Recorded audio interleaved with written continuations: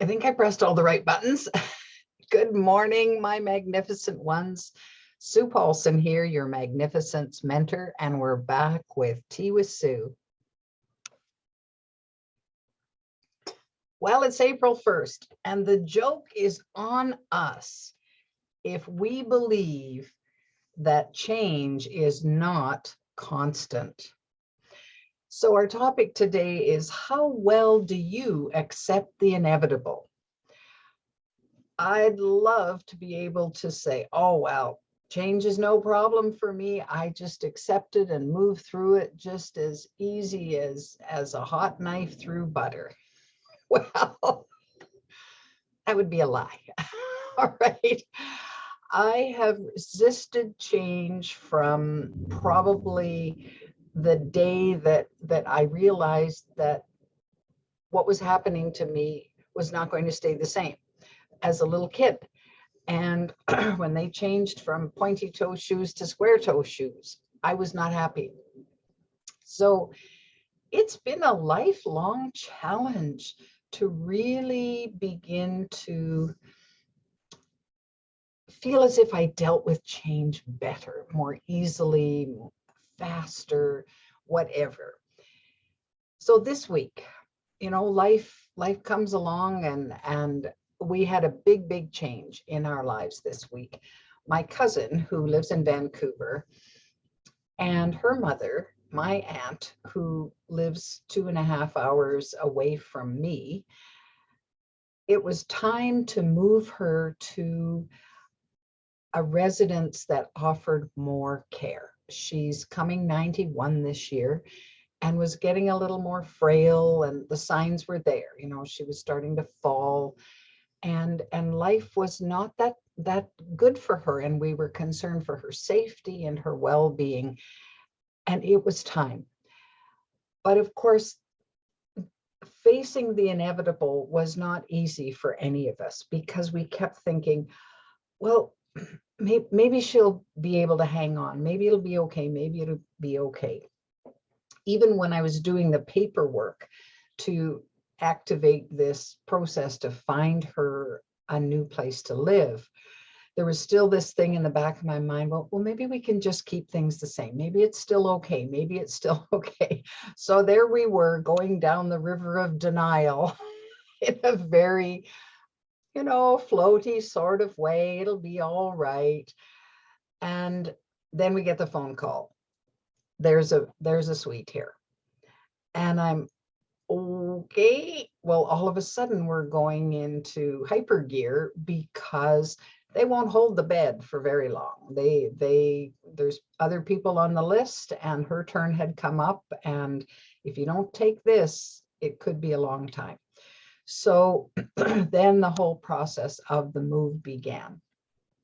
And it was, oh my goodness, a grueling 5 days of effort to get her packed up and brought here and then resettled. And this was after I'd already got the suite organized with furniture and so on, so she could just move in. So now here we're in the last week. She arrived Sunday, so we're like 5 days in, and I'm in recovery mode still, because my body was not that thrilled with this big onslaught of change, and working that consistently for that long, and then the stress of the highway drive and renting a vehicle and all those kinds of things that are out of my norm. So I was out of my comfort zone in a big way. And I found myself today, when I woke up, feeling disgruntled, feeling out of sorts, because now the change has occurred, and the reality of what will happen from here on starts. And so the rhythm of my life will be different, because in her being closer, then I can see her a little more often, which I'm grateful for and is a good thing. But also, the way my life was a week ago, I wasn't required to make that amount of space for her. And I already have a pretty full life. So that was, and that's my story. And so of course, on her end of the stick, she's having to leave a community that she's lived in for many, many years. And in the residence that she was at, she'd been there 9 years. So she knew pretty well everybody. She knew the staff quite well. She knew what to expect on a day-to-day basis. Whether she liked it or not didn't have as much or carry as much weight as the fact that she was comfortable. She was in her comfort zone and things were moving along okay.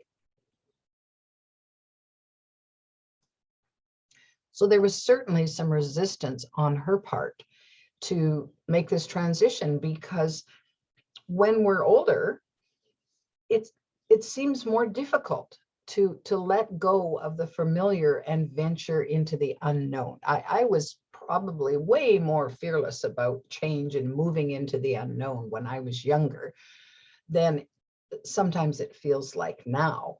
And so we cling to what's comfortable, we cling to what's familiar. And even if we don't like what we're clinging to, at least we know it. That there's that old saying, the devil you know is better than the devil that you don't know. And of course, when it comes to change, it feels very much like a kind of hell here and there. And so it's a big deal to deal with that.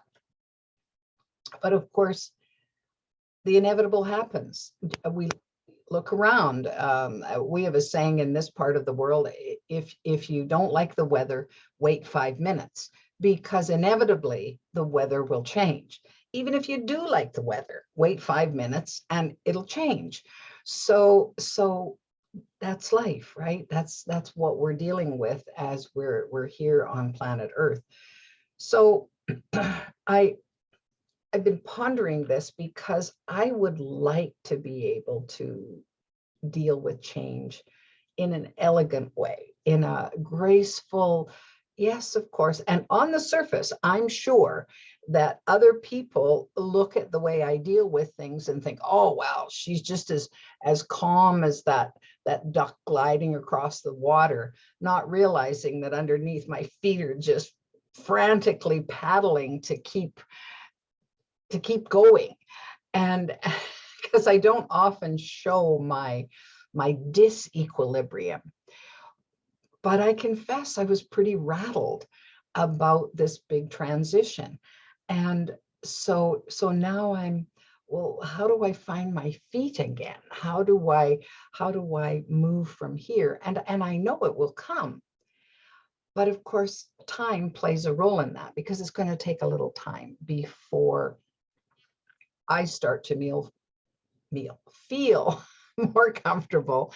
And of course, and my aunt feels more comfortable, and we settle into some kind of a new routine.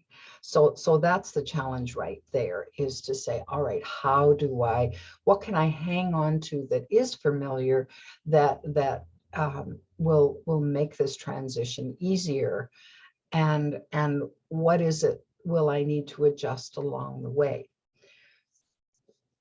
It was very similar when I was going through cancer, only it was happening in a big way to me personally. And I remember wanting to deny that the whole thing existed in the first place. But whether I liked it or not, and I didn't like it, there was this move through this process. Well, first you need to face this, and then you need to face that, and then you need to face this. And I wanted to just turn and run, kicking and screaming and avoiding the whole thing if I possibly could. But there was no way to avoid it. What was going on in my body was what was going on in my body, and decisions needed to be made. So that's the thing about change in our lives, especially change that we're not that fond of, or we resist and we don't want. Then there's this extra layer of, I mean, if it's a change that you want, then, and you're moving towards, whether it's going to university after being in high school for the years you were, whether it's getting married after being single for a period of time. These kind of happy change. You got a new job or a promotion, but there's still that level of discomfort until we begin to kind of fit into the new. I mean, the shoes tend to pinch at first. And so until we relax, until we change our perspective a little bit, there's a fear that can come in. And the only way I know to deal with that fear, number one, is to face it head on. Say, yeah, I'm fearful about, well, this could happen and that could happen and that could happen. Well, if I face it head on and look at it from, well, what's the worst of that? And if I can deal with the worst of it, it'll be okay. Even if I can't deal with the worst of it, at least I've identified what the worst of it is, and somehow can marshal my fortitude or my determination or my resources to maybe get some help with whatever that worst is.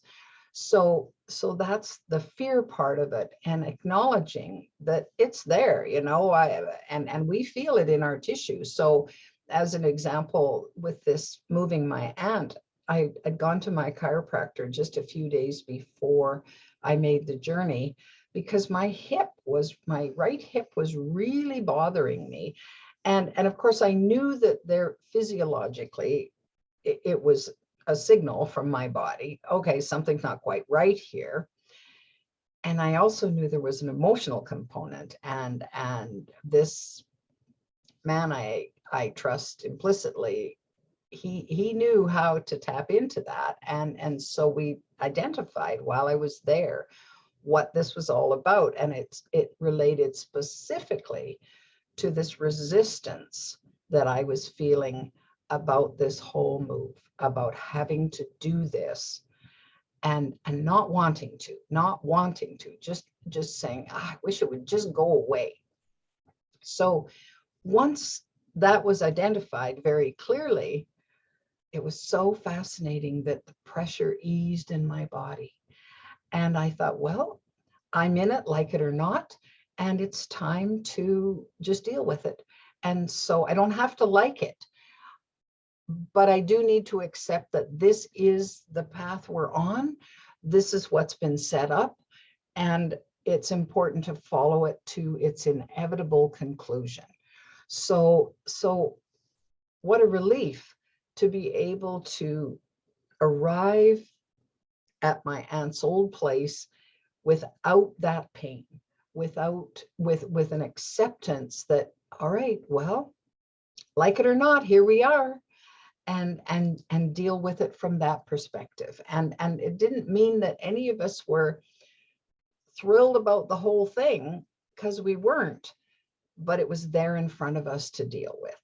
So that's the kind of dealing with the fear part. Well, the other part of that, of course, is let's bring in some love on this whole equation, because love conquers fear every time.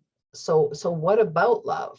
Well, compassion is a huge component of this whole adventure, to say, well, I need to be gentle with myself and with everybody else involved. We're doing the best we can under difficult circumstances.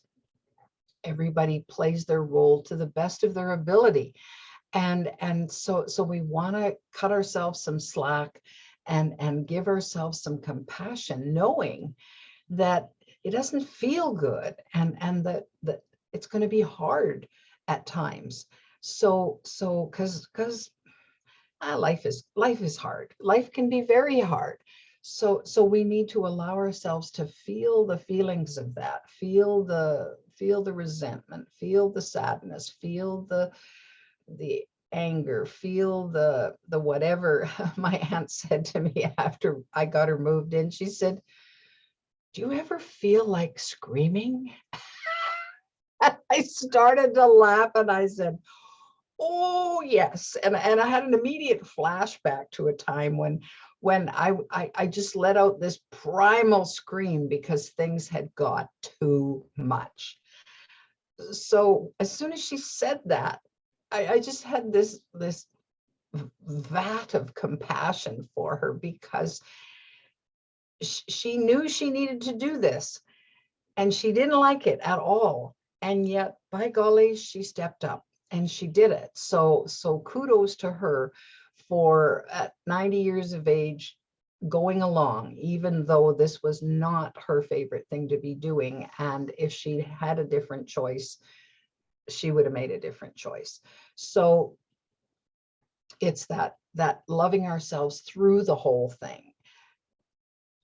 Did I do it as gracefully as I wanted? No, I didn't. It's still a little messy, but I got through it.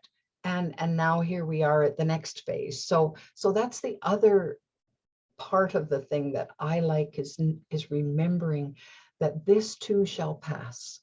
No matter how dire or deep or horrific things are in this moment, eventually the moment will pass and things can lighten up again if they're very, very dark. So, and of course the opposite is also true. So we want to celebrate the great things that are going on right in this moment, because they too will pass and become distant memories. So that's what I wanted to share with you today.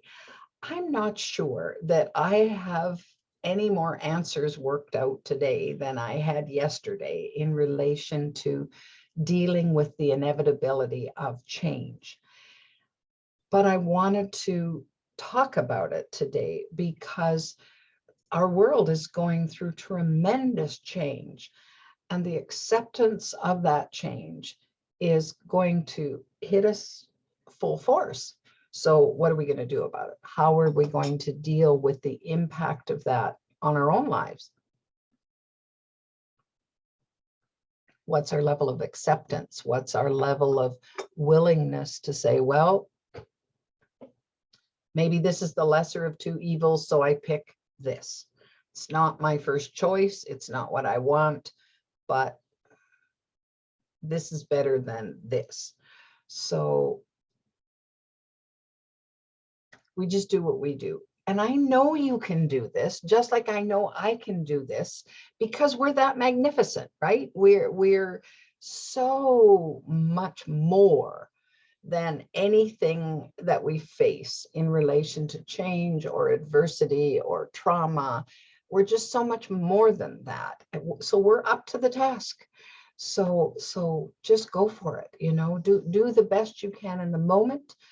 Lean on others for help and support. I had my little pity party earlier in the week and invited a couple of people, and they listened to me for a little while. And then it was time to think about, well, what was I grateful for? So I'm grateful that she's here. She's safe. She's close by. And if that's what it is, I'm grateful for that too. So go take on the rest of the day, my magnificent ones. Think about change and how it affects you, and how you're going to be proactive in the face of it as much as possible. Oh, if you're enjoying Tea with Sue, then I invite you to either subscribe to my YouTube channel, Sue Paulson, or you can go download my free app called The Magnificence Mentor. And there's just more to come. This is episode number 65. Wow. It's amazing how they build up over time. Anyway, I'm having a great deal of fun doing this. I keep showing up because you keep showing up. I keep getting feedback from people that I know and some people that I don't personally know, who say that what I'm doing here has meaning for them and they look forward to it every week. So that spurs me on to keep showing up. So as long as you keep showing up, I'll keep showing up. Take good care. We'll see you again next week.